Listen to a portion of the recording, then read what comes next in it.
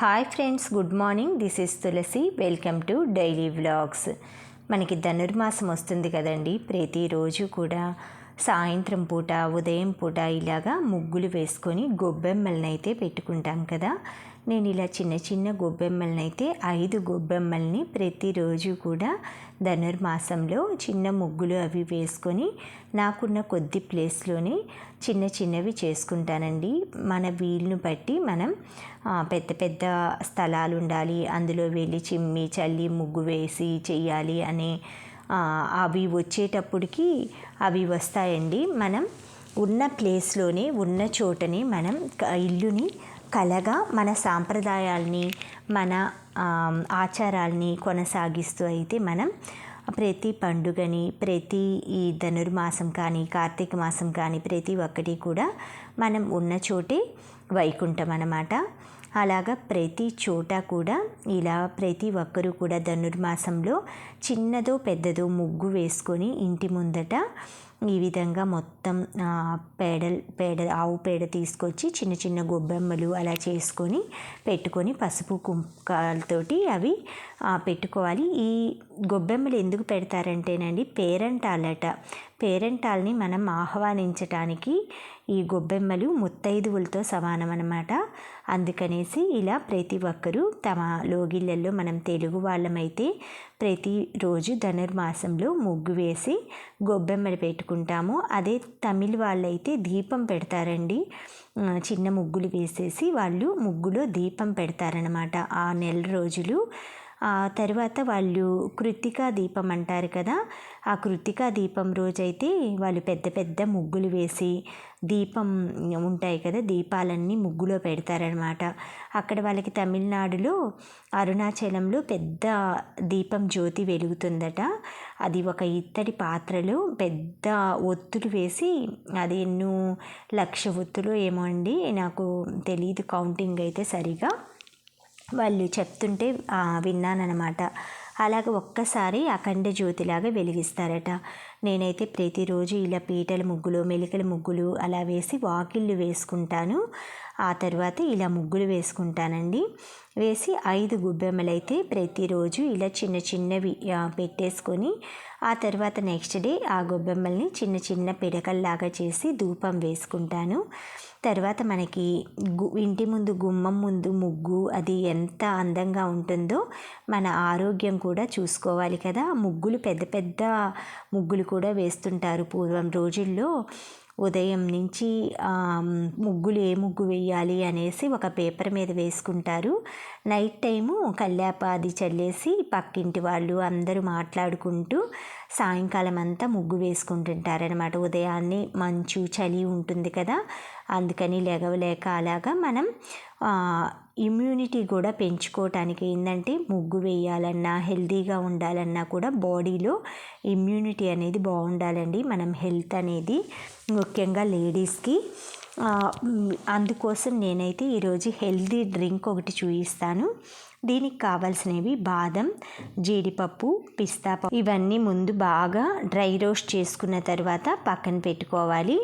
దీనిట్లో మనం ఇంకా కావాలంటే కొంచెం ఏవైనా నట్స్ ఉంటాయి కదా, గుమ్మడి విత్తనాలు కానీ అలా వేసుకోవచ్చు. కానీ టేస్ట్ బాగోదనమాట అంతా. మామూలుగా మనం ఏదైనా ముద్దల్లాగా చేసుకునే పని అయితే అలా చేసుకోవచ్చు. దీన్ని మనం మిల్క్లో యాడ్ చేసుకొని తాగుతామన్నమాట. ఈ పిస్తా కూడా అన్నీ ఫ్రై అయిన తర్వాత ఇందులో మెయిన్ ఇంగ్రీడియంట్స్ ఏంటంటే మనకి పసుపు కొమ్మండి. పసుపు కొమ్ముని చిన్న చిన్న ముక్కలుగా కట్ చేసి, ఇలాచీ వచ్చేసి ఒక 6 తీసుకున్నాను, మిరియాలు ఒక 10 తీసుకున్నాను అనమాట. యాలుకలు, పసుపు కొమ్ము, మిరియాలు కూడా ఫ్రై చేసుకున్న తర్వాత అన్నీ కలిపి ఒకేసారి మిక్సీ పట్టకుండా ఆపుతూ మిక్సీని పట్టుకోవాలన్నమాట. ఒకేసారి పట్టామంటే ముద్దగా అయిపోతుందన్నమాట. ఇలా పొడి పొడిగా వచ్చిన దాన్ని ఒక గాజు సీసాలో భద్రపరుచుకొని మనకు కావాల్సినప్పుడు ఇలాగా డైలీ మనం నైట్ టైం ఇలా పాలు అది కాచుకొని ఒక స్పూను లేదంటే 1.5 స్పూను వేసుకున్నామంటే మనకి పాలు క్వాంటిటీని బట్టి మీరు పౌడర్ యాడ్ చేసుకోండి. 2 కప్పుల పాలకు వచ్చేసి 1 టేబుల్ స్పూను పౌడర్ సరిపోతుంది. ఆ క్వాంటిటీలో మనం యాడ్ చేసుకుంటే చాలన్నమాట. ఈరోజు నేను 3 కప్పుల పాలు కాస్తున్నానమాట. మనం ఎక్కువ పెద్ద పెద్ద గ్లాసులకి చేసుకున్నా కూడా మన బడ్జెట్కి చాలా ఎక్కువ అవుతుందండి 1 మంత్కి. ఎందుకంటే అన్నీ డ్రై నట్స్ కాబట్టి కాస్ట్ ఎక్కువ ఉంటాయి. అదే మనం పెద్ద గ్లాసులు అనుకోండి 2 స్పూన్లన్నా వేసుకోవాలి డైలీ. హెల్త్కి కూడా మనం ఏదైనా సరే అతిగా తీసుకోకూడదండి, లిమిట్గా తీసుకోవాలన్నమాట. అందుకనేసి 1 టేబుల్ స్పూను 1 కప్పు పాలల్లో 1/2 టేబుల్ స్పూన్ యాడ్ చేసుకొని డైలీ దీన్ని కనుక మనం మన ఆహారంలో ఒక పార్ట్గా చేసుకున్నామంటే మన ఇమ్యూనిటీ అనేది డెవలప్ అవుతుంది. అంతేకాకుండా మనకి ఎటువంటి సైడ్ ఎఫెక్ట్స్ కానీ అనారోగ్య సమస్యలు అలా రాకుండా దృఢంగా ఉంటుందన్నమాట. బోన్స్ కానీ బాడీ కానీ స్ట్రాంగ్గా ఉంటాయన్నమాట. తర్వాత మనకి కృత్తికా దీపోత్సవం జరుగుతుంది కదండి. తమిళనాడులో ఈ కృత్తికా దీపోత్సవం అన్ని విష్ణు దేవాలయాల్లో జరుగుతుందట. ముఖ్యంగా కాంచీపురం, శ్రీరంగం, తిరువల్లికేని ఇలాగా టీవీలో ఇలా వస్తున్నాయన్నమాట. మామూలుగా తాటాకులు దిబ్బలాగా వేసి దేవుడి సన్నిధిలో ఈ విధంగా మొత్తం అంటించటం. స్వామి దగ్గర ఉత్సవం చేసిన తర్వాత ఆ దీపాన్ని స్వామి జ్యోతి అది వెలుగులో అంటించుకున్న తర్వాత ఇలా తాటాకు దిబ్బని వెలిగించి ప్రతి ఒక్కరూ కూడా ఈ కార్యక్రమంలో పాలు పంచుకోవటం ఇవన్నీ చూసి నేను టీవీలో వస్తుంటే మా వారిని అడిగానమాట దీని గురించి. అది ఆయనకి ఈ పురాణాల గురించి నాలెడ్జ్ చాలా బాగుందండి మా వారికి. అందుకనేసి సరే ఇంకొంచెం అడిగానమాట నేను. 108 వైష్ణవ క్షేత్రాలలో ఈ శ్రీరంగం, తిరువల్లికేని, కాంచీపురం అనేవి ఒక్కొక్కటండి. మనకి తమిళ పంచాంగం ప్రకారం ప్రతి సంవత్సరం కృత్తికా పూర్ణిమకి ఈ క్షేత్రాలలో తాటాకులతో ఎత్తైన ప్రభలు ఇల్లులాగా కట్టి గుడి ప్రాంగణంలోనే దైవ సన్నిధిలో అలా ఊరేగింపు చేసిన తర్వాత అలా తాటాకు దిబ్బ కంటిస్తారట. ముమ్మూర్తి వాసంగా పేరుగాంచిందే ఈ వైష్ణవ క్షేత్రాల్లో కాంచీపురం ఒకటంటండి. ఒక్క క్షేత్రంలోని ఏకాంబరేశ్వరుడు, కామాక్షిదేవి, వరదరాజస్వామి దర్శనం అవుతుందట మనకి కాంచీపురంలో. పెరుమాల్ కోయిలగా ఈ వరదరాజాలయానికి పేరట. పుణ్యకోటి విమానం కింద వరప్రదాయకుడిగా కొలువైన శ్రీహరిస్వామి ఆలయ ప్రాంగణంలోనే అమ్మ పేరుందాదేవి తాయారు కొలువై ఉంటుందట.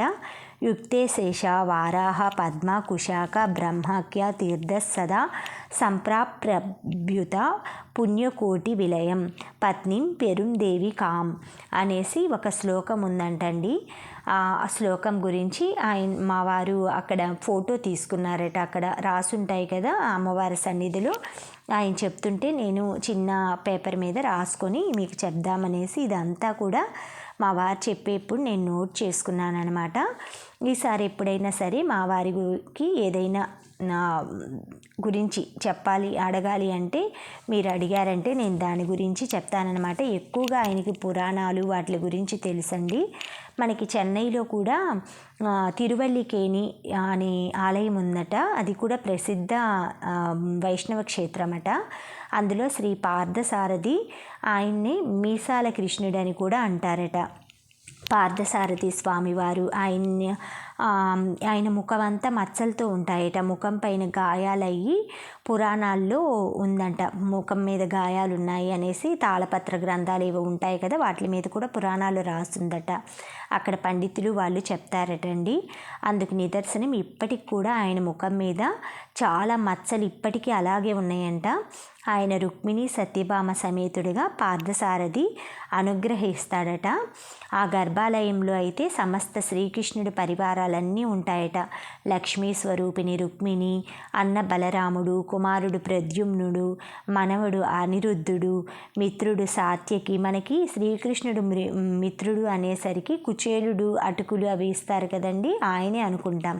ఆయనకి ఇంకొక మిత్రుడు కూడా సాత్యకి అనే ఆయన కూడా ఉన్నారట. ఆయన కూడా అక్కడ దర్శనమిస్తారట. ముందుగా శ్రీవారికి ఆయనకి ఆ పార్థసారథి స్వామివారికి తాటాకుల దిబ్బ వెలిగిస్తే ఆ వెలుగులో స్వామివారిని దర్శిస్తే మనకి సర్వ పాపాలు సర్వ దోషాలు నివారించబడతాయట. ఇప్పటికీ ఆయన నల్లటి నగుమోముతోటి అక్కడ దర్శనమిస్తారంటండి. అంతేకాకుండా ఇంకొక విషయం కూడా చెప్పారు మా వారు.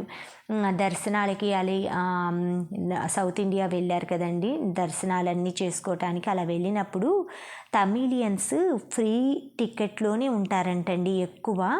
ఆయన మా వారు గమనించారంట. చాలామంది మనం ఏంటంటే ఆ దేవుడు కోసమే కదా అనేసి 500 రూపాయల టికెట్, 1000 రూపాయల టికెట్ అలా కొని వెళ్ళిపోతుంటాం కదా. అలా కాకుండా వాళ్ళు ఎంత పెద్ద కోటీశ్వర్లైనా సరే అండి, విఐపీలకు తప్పితే మిగతా ఫారెన్ నుంచి వచ్చిన వాళ్ళంతా ఉంటారు కదా, వాళ్ళందరూ కూడా ఫ్రీ లైన్లోనే నించుంటారట. క్యూ లైన్లో పిల్లల్ని అలా ఎత్తుకొని ఆ పంచెలు కట్టుకొని అందరూ కూడా ఫోటోలు కూడా తీరంటండి ఎక్కువ. ఆ స్వామి సన్నిధిలోనే సైలెంట్గా ఏం మాట్లాడకుండా ఉంటారట.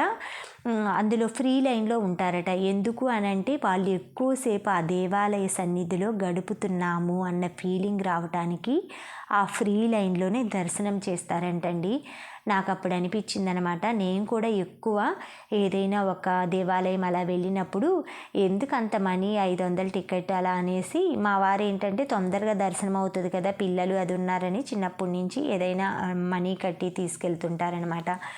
అప్పుడు నేను అన్నానమాట, నేను ఎప్పుడు అందుకనే ఫ్రీ లైన్లో వెళ్దాం అని అంటాను, మీరే డబ్బులు కట్టి తీసుకెళ్తుంటారంటే, లేదు తమిళనాడులో ఇలానే ఎక్కువసేపు దైవ సన్నిధిలో అంతసేపు క్యూ లైన్లో ఉండాలన్నా కూడా మనకి ఫ్రీ దర్శనం అయితేనే ఉండగలము.